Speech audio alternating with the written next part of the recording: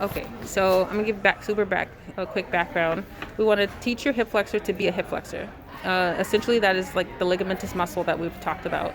So your hip flexor is an anterior femoral head stabilizer.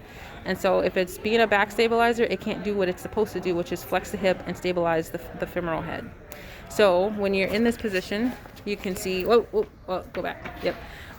Is that you're just trying to retract the ribs, independent of a posterior tilt. So it's just, my finger, you'll see my finger, it's just pulling that back so that way your pelvis and your ribs are stacked on each other.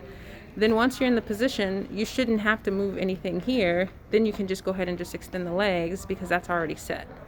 Then you're going to keep that pulled up using your abs so that it's not, your rectus femoris and your pecs flexing you, because we don't want flexion, we just want retraction. So it's the transverse sternalis, and it's also to your transverse abdominis that are helping you to do that, and your lats a bit, right, because you are pushing right into the table. Okay, so then you're going to make sure that you keep the back steady so that you don't feel and see twisting, right? And then you're going to go ahead and flex one hip up, hold, breathe, 3 to 4 breaths. I think it's 4 breaths.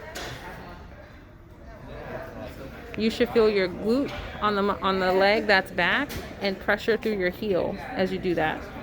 Because heels are butts, toes are quads. So pressure through the heel.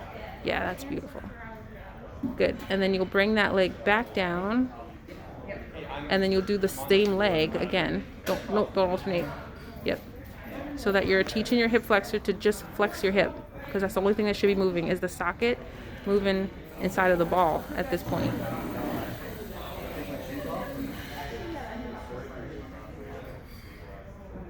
Good. And that's without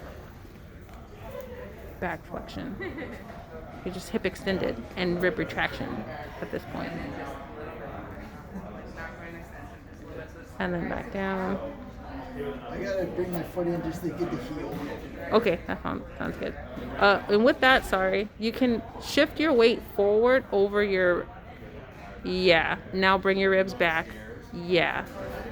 You should feel your abs, hopefully, at that point. Good. And I'll try to get that picture too.